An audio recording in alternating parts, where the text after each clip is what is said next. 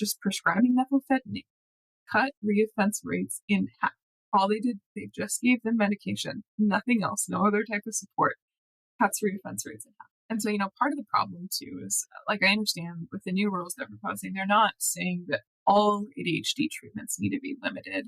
They're not targeting like Strattera or Wellbutrin because those are non-stimulant options. However, stimulants are the gold standard. Stimulants are head and shoulders more effective. And with any of these non-stimulant options, some people just don't tolerate stimulants. Some people have one reason or another to go for non-stimulants, and that's totally fine. It's a personal choice. Like, there's nothing wrong with that. But by and large, stimulants are one of the most effective psychopharmaceutical medications in history. They're incredibly well researched. They're so good. I cannot emphasize this to you enough. That when you're reducing the availability to a population who is not very good at getting our meds in the first place, it's going to have tremendous consequences. Welcome to It's Just ADHD. We're two curious ADHD coaches, and we're going deep on the how, the why, and the strategies to get through the difficult moments and how to make the best of life with ADHD. I'm John, and I've got an adult diagnosis of ADHD. And I'm Tara, and I have a late-in-life ADHD diagnosis and an even later autism diagnosis. We're going to be diving headfirst into the messy and often complicated research around ADHD and autism. And we're bringing you along for the journey as we break it all down and make sense of everything. Because sometimes it's just life. And sometimes it's just ADHD. Okay, so we wanted to share some stats with you as well that really show that medication is not just like a nice to have thing for people with ADHD. Like, it's not just important for us, it's also important for society and all of the people around us too. So the first one I wanted to chat about is driving. So they've done these studies in like driving simulators looking at people who are medicated and have ADHD compared to people who are unmedicated and have ADHD. And what they found is that the people who are medicated can react a lot faster to surprise events, like 9.1% faster in these driving simulators. And they also found that the people who are not medicated are 60% more likely to be in a collision compared with people who are on meds. Isn't that crazy? Yeah, it's absolutely terrifying. And that's really relatable because that's happened to me before, where it's just, you're just driving and then your head, like my head's gotten really heavy. And the idea is like, you want to be able to pull over, but sometimes it's your brain tricks yourself into thinking you can keep going. Totally. Yeah. It is a threat to you. It's a threat to everyone who is on the road with you. And that's the thing with driving, isn't it? It's like a trust fall, I guess, between you and everybody else on the road.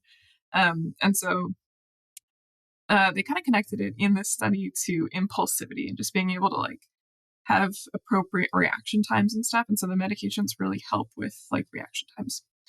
And I know I've had experience with this as well. Kind of on the flip side, actually, I have gotten bored on the road before and I tend to like fall asleep and get distracted, which is horrible saying it out loud. And thank God I've never been in a crash.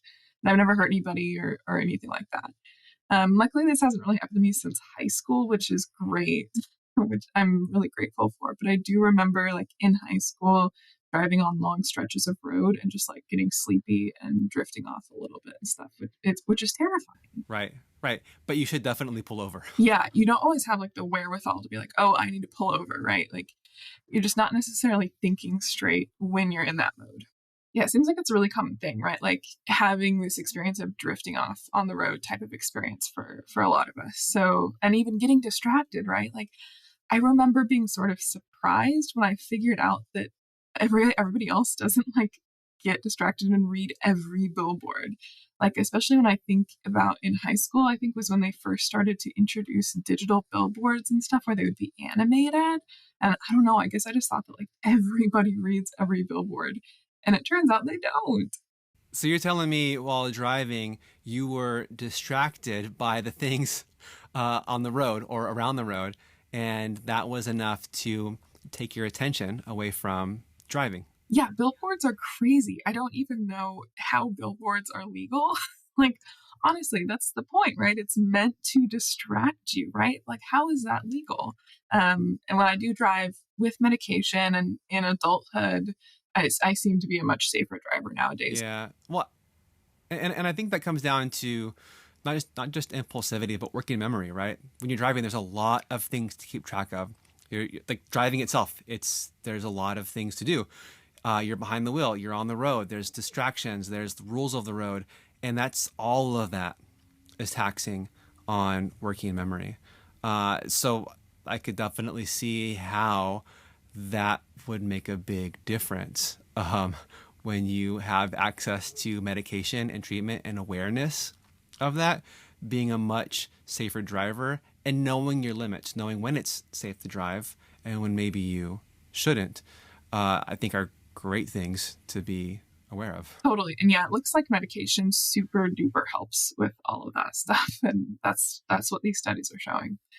So the next big one I want to talk about is substance use disorder. So this is a huge one with medications. And, interestingly, this is what I find the most ironic, because when they're trying to restrict access to Schedule II drugs, because a lot of them are highly, highly addictive, right? Like fentanyl, opioids, stuff like that. They're trying to prevent substance abuse. That's the whole freaking point of this, right? But guess what? Based on an analysis of healthcare data on 146 million people in the United States over a period of 10 years. So this is a ginormous study, right? The statistical power of this is tremendous. 146 million people. The risk of drug abuse and addiction was 35% lower for men who had ADHD and were medicated compared to men who were unmedicated with ADHD.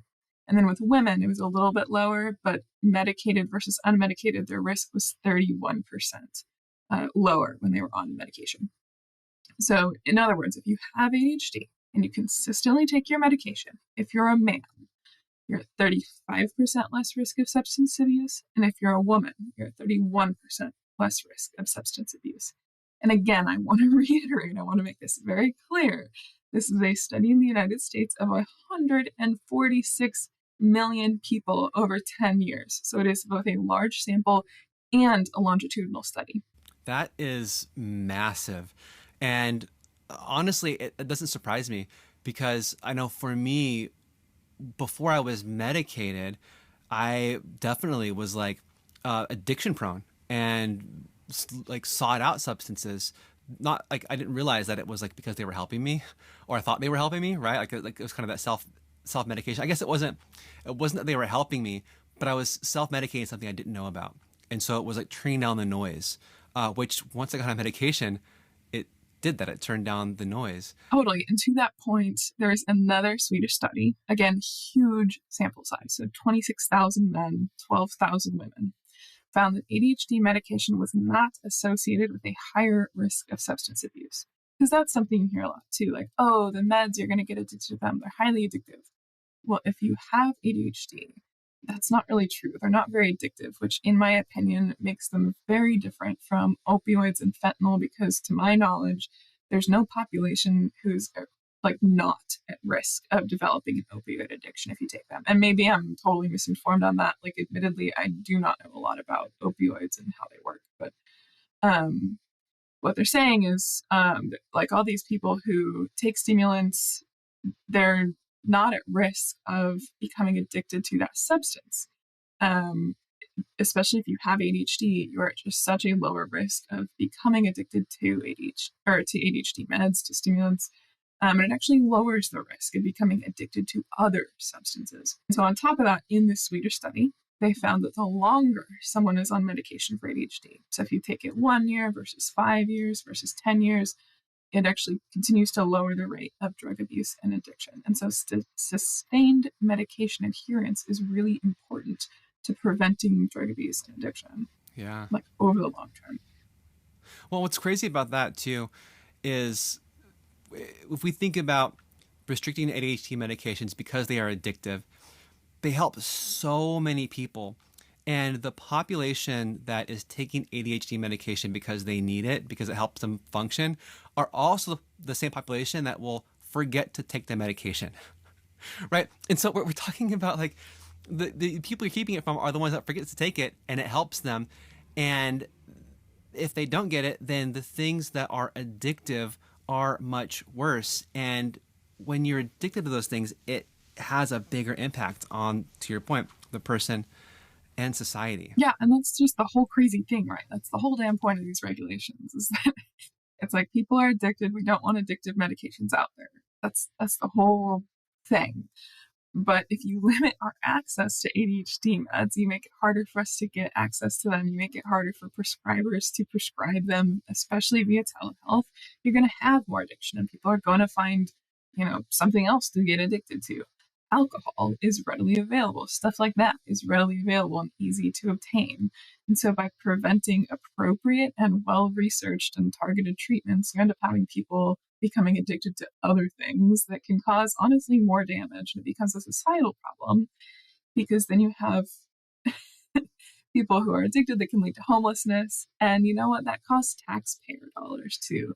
Like, that sounds like such a callous way to phrase it. I get that, but I really don't think that the people who are writing these rules and coming up with these regulations care about us on an individual level. They're thinking at a societal level. So, like, let's talk at a societal level. Addiction and stuff like that costs taxpayer dollars to rehabilitate people. Obviously, not to mention the profound effects to the individual people for whom this whole thing could have been avoidable. Yeah. Yeah. And that's crazy because the alternative is killing people. And the people and taking ADHD medication, as we're pointing out here, is life saving. And so by preventing people from getting access to the medication they need, that will help save their lives and tangentially other people's lives. It results in a system in which people have greater access to things that will take lives. Yeah, and I mean, already they have so many regulations in place, right? Like, we're not just saying, oh, ADHD meds should be sold on the shelves of any pharmacy without having to talk to a pharmacist and you can walk in and grab a pack, right? Like, they only let me get meds on the 30th day when I'm on the last pill. But it's like, let's say, even hypothetically, if I like doubled up on meds and I took them at a higher rate, or if I sold them or whatever, then I would be out for the next 20 days. So they're already rate limiting how much one could abuse these medications or sell them just by the nature of like how they're distributed at the pharmacy. Whereas alcohol is not rate limited. I can go buy as many bottles of alcohol as I want every single day. There's no restrictions, there's no limitations, they're not monitoring me. Um, so, like, why are medications prescribed by a doctor being so tremendously limited with these ginormous studies? Again, I want to remind you, 146 million people in one of those studies that shows that it has the opposite effect. And I want to segue onto another large societal issue that's been on everybody's minds the last number of years, which is COVID. Yeah, so who'd have thunk meds actually impact COVID as well? So a study in Israel, this one had about 14,000 participants. So again, a very, very large study, found that people with untreated ADHD are about 52% more likely to test positive for COVID compared with people who don't have ADHD. So basically, just if you have ADHD, you're 52% more likely to get COVID. But the study found that adults who are consistently medicated for their ADHD have the same COVID risk as someone without ADHD. So in other words, the meds actually completely eliminated the additional risk of COVID brought on by the ADHD. Wow. Why is that? Is that because of going back to impulsivity? Yeah, I mean, I think it's like we touch our face a lot and stuff. Yeah, that makes a lot of sense. Yeah, it's the touching the face, touching things, probably forgetting to wash your hands. So it's probably impulsivity and working memory, right? I could even see an argument about sensory differences and like wearing masks and stuff, because there are sensory. Oh yeah. Like, the masks hurt my ears so bad, but I could just see like sensory issues and stuff being a part of that too, where people forget or just. And I've been in crowded places like museums and stuff, where I'm just like, dang it, I wanted to bring a mask and I forgot to put it on. Absolutely. Yeah, that makes sense. But yeah, we're just kind of like a high profile risk of contracting COVID. And the way they talked about it during the pandemic, right? Like, the more people that contract COVID, the more people that contract COVID, the more people that are there to pass it along. And so when you have these sort of high risk ADHDers out in the population contracting it, we're also spreading it. So it does become a societal problem. Another societal problem is prison, which is a really weird transition. I don't know. I don't know why I went there with that. But anyway, prison.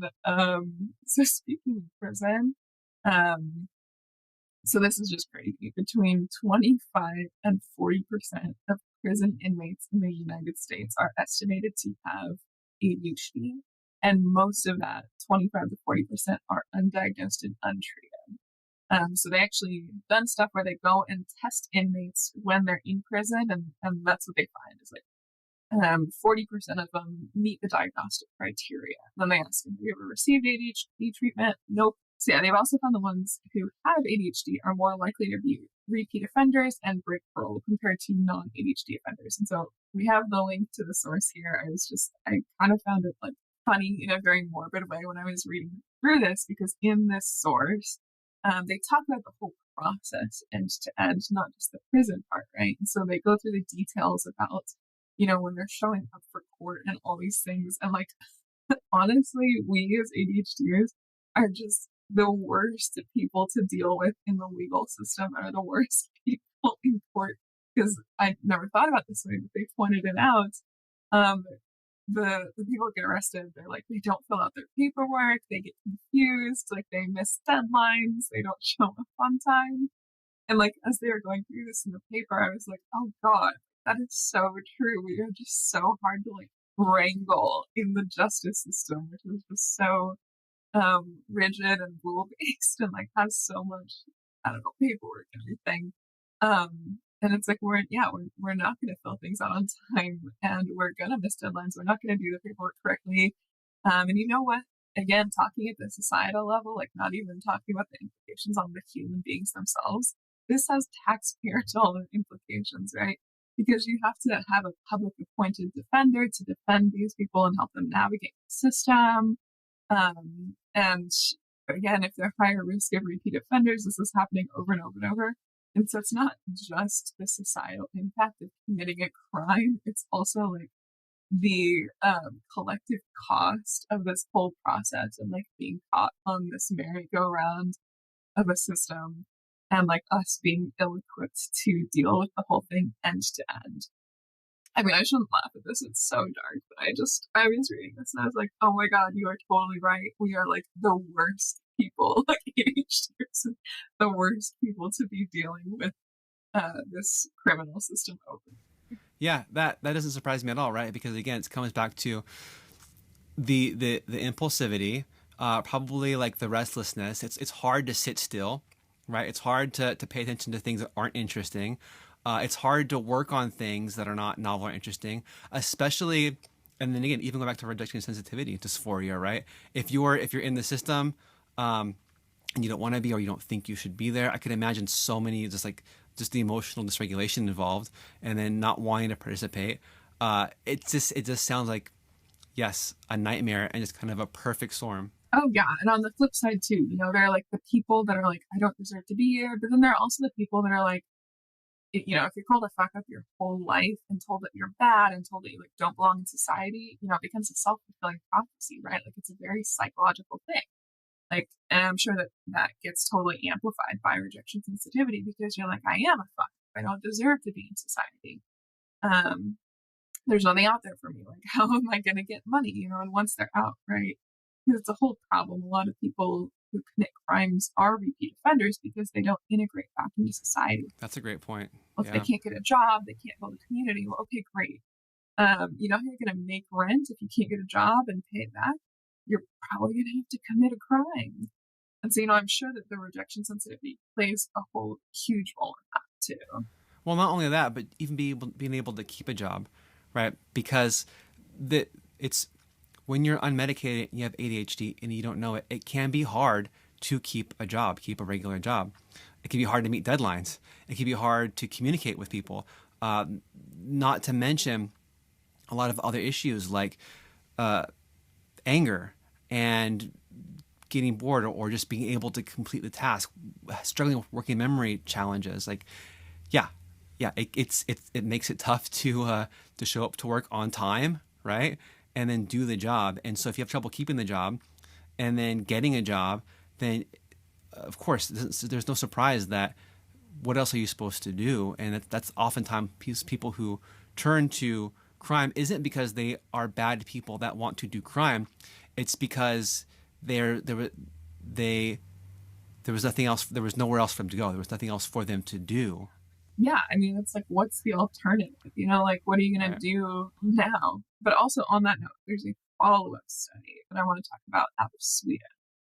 So this one's a little bit smaller, but it's a longitudinal study. And so those are really neat because longitudinal studies are where they follow you across many, many years and do checkups at certain points and kind of see what happened. And so Sweden is now experimenting with prescribing methylphenidate, which is Ritalin, to the inmates who do ultimately get diagnosed with ADHD while they're in jail. Because this higher offender rate with ADHDers is not just in the US. This is a trend that they observe in a lot of different places. And you reminded me of this too, because I just copied and pasted the high level stats into my notes. I didn't put in like all the nitty gritty details because I didn't want to be talking about studies and stuff and all the details forever. But in the study, they do talk about prescribing methylphenidate did help with like anger. It helped with like all the emotional aspects as well, and then being able to like keep their cool. I just didn't want to be like rattling off a billion stats. So anyway, in this study, they checked in on them at the 1 year mark and at the 3 year mark. And so specifically after the 3 year mark, 75% of them had been released from prison and 67% of them had employment, most of which was full-time employment. So after that time period, after 3 years, only 40% had committed another offense, which kind of sounds high at first, but I didn't realize the typical reoffense rate is 80%. And so it actually just prescribing methylphenidate cut reoffense rates in half. All they did, they just gave them medication, nothing else, no other type of support, cuts reoffense rates in half. And so, part of the problem too is, like, I understand with the new rules they're proposing, they're not saying that all ADHD treatments need to be limited. They're not targeting like Strattera or Wellbutrin because those are non-stimulant options. However, stimulants are the gold standard. Stimulants are head and shoulders more effective. And with any of these non-stimulant options, some people just don't tolerate stimulants. Some people have one reason or another to go for non-stimulants, and that's totally fine. It's a personal choice. Like, there's nothing wrong with that. But by and large, stimulants are one of the most effective psychopharmaceutical medications in history. They're incredibly well researched. They're so good. I cannot emphasize this to you enough. That when you're reducing the availability to a population who is not very good at getting our meds in the first place, it's going to have tremendous consequences. Yeah, that's huge. It's huge. They're so effective compared to everything else, and keeping them out of people's hands introduces so much more risk than the like at this point. Like, it's hard to really understand why they're so hard to get and why they're keeping like why I want to keep them out of more people's hands, because I feel like the actual risk and the rate of people abusing these drugs is so low. Honestly, John, I think that it's just like not data driven.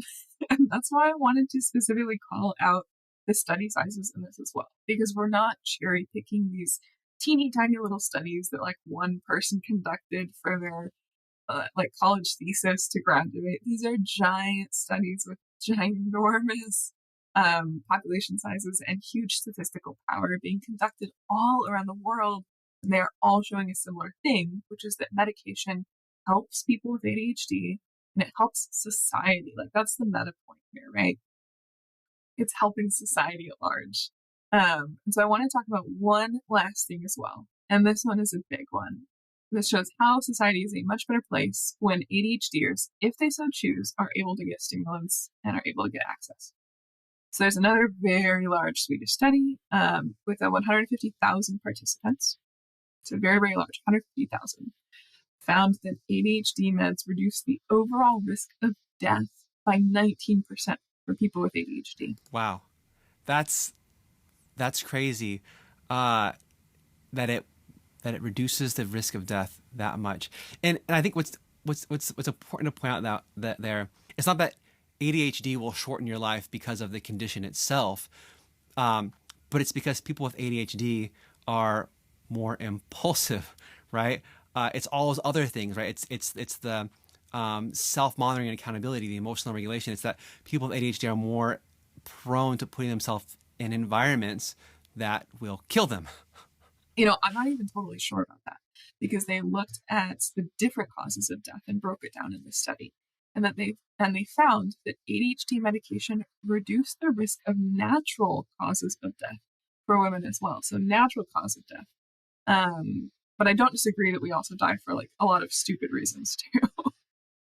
When they did break it up, they found that with men, medication did not decrease the risk of natural death. But that was the first I'd ever heard it talked about reducing natural death causes too, which I found fascinating. I don't know that they exactly know why or how that is, or like what the mechanism behind that is, but I just thought that was really interesting too.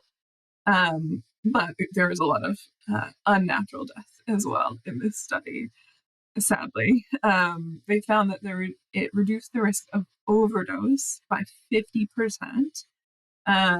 They go through all these other causes, including accidental injuries, accidental poisoning, and sadly suicide as well. It reduced the risk of that. And they found that the trend is particularly pronounced among men, significantly in the category of accidental poisoning. It lowered the risk of death by accidental poisoning for men by 50%. Wow, that's massive. Like, who are all these unmedicated people with ADHD poisoning themselves? I know, it's so sad. It's so sad. And it's like these medications are literally saving lives. Okay, just one more stat for you. This is from a Russell Barkley study. We love him. He's great. He has done a lot of amazing work with people with ADHD. And he found adults with ADHD have an 11 to 13-year reduction in life expectancy compared to their neurotypical peers of a similar age and health profile.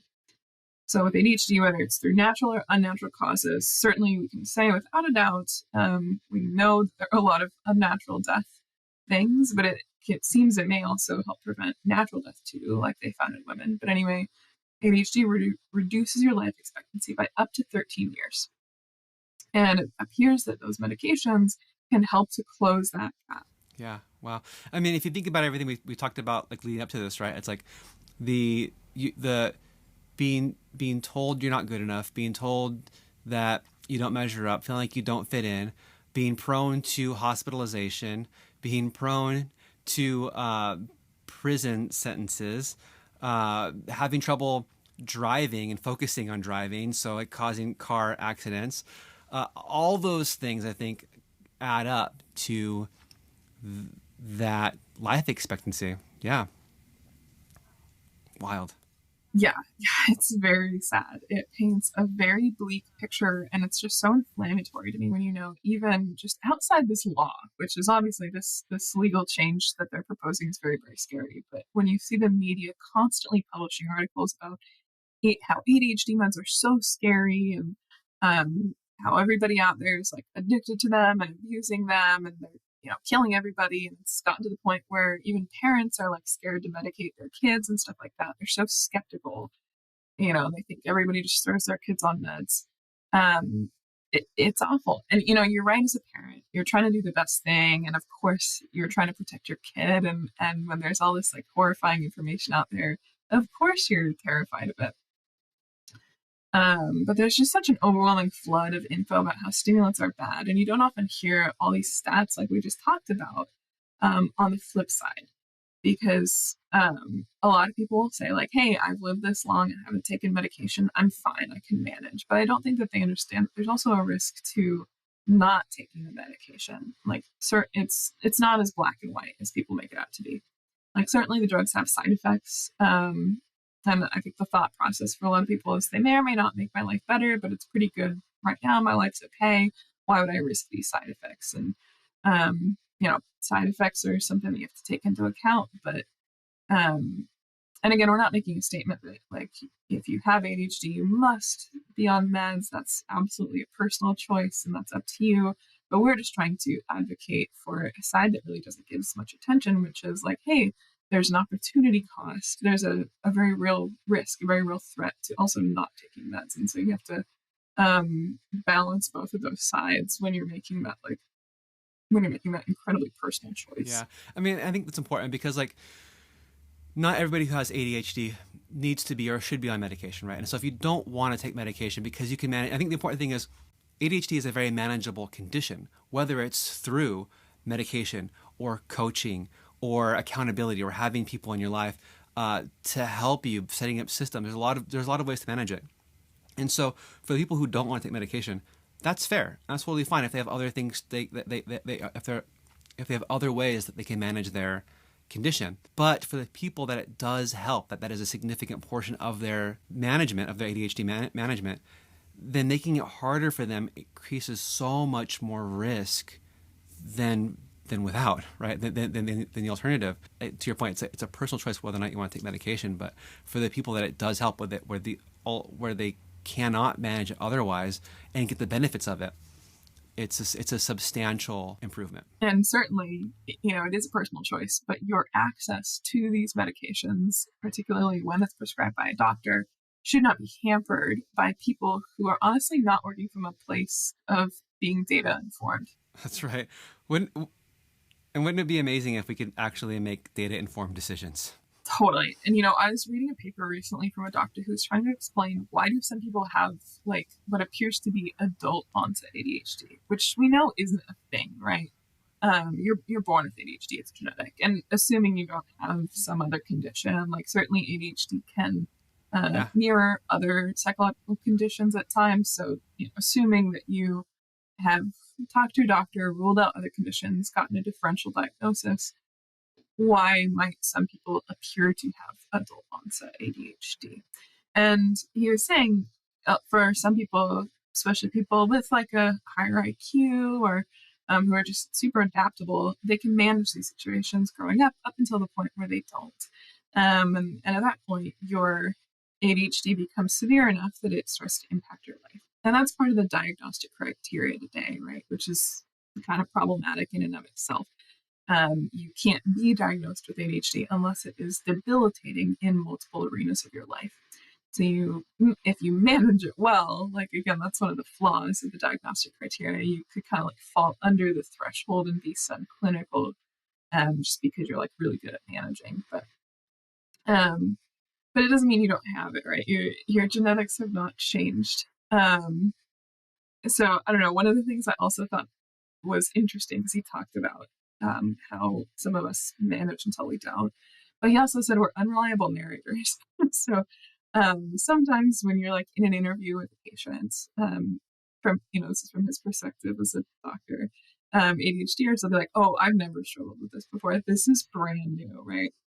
And then when you do the interview, so this is like part of why they will interview like parents and stuff when they're making the diagnosis, which can seem silly when you're an adult. Like you're like, I'm 30 years old. Why do I need my mom to like confirm whether or not I have ADHD? But part of why they do it, I guess, is because the other people in your life, the parents, will be like, no, she has always had this problem, even though we, because of our memory issues, can kind of be forgetful and be unreliable narrators and be like, this is brand new. I've never in my life forgotten my keys. And the parent is like, you have always forgotten things. And so it can make it appear like it just popped up into adulthood. But then on the flip side, he also talked about, sometimes ADHD can disappear. And they'll talk about these in papers. You'll see these stats about like it doesn't persist into adulthood for everyone. And that also doesn't make sense, right? Because again, this is highly, highly genetic. It's always going to be part of you.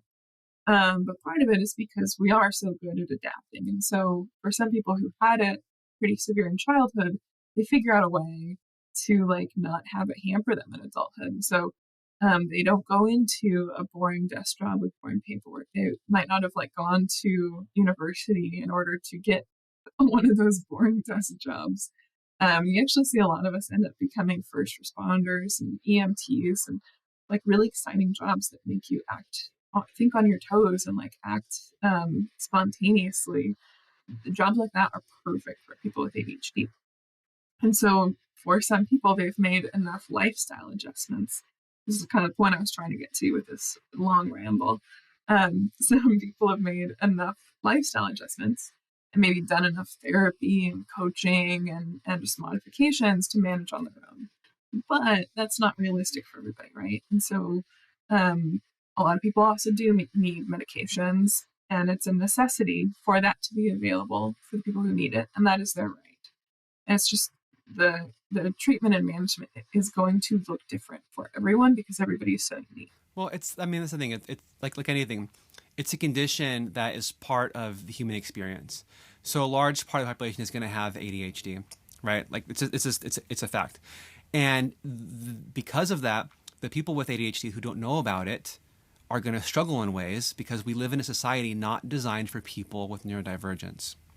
And so people who are different from whatever the perceived norm is, they're going to struggle in a lot of different ways. And if you don't know why you're struggling or how to seek help, then it's going to make it a lot worse in a lot of different ways. And there's going to be all these different paths that you're going to go down when you can't just fit in normally or get the help that you need.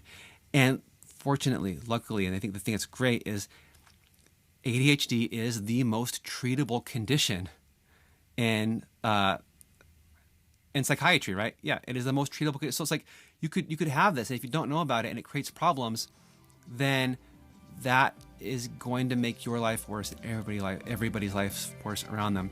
But if you know that you have ADHD and you can come and you can get access to the help you need through psychiatry, through medication, through therapy, through help from others, then it makes the human experience for all of us, I think, a little bit more manageable. It means that we can operate in ways that we're not struggling to keep up, and we're more functioning members of society.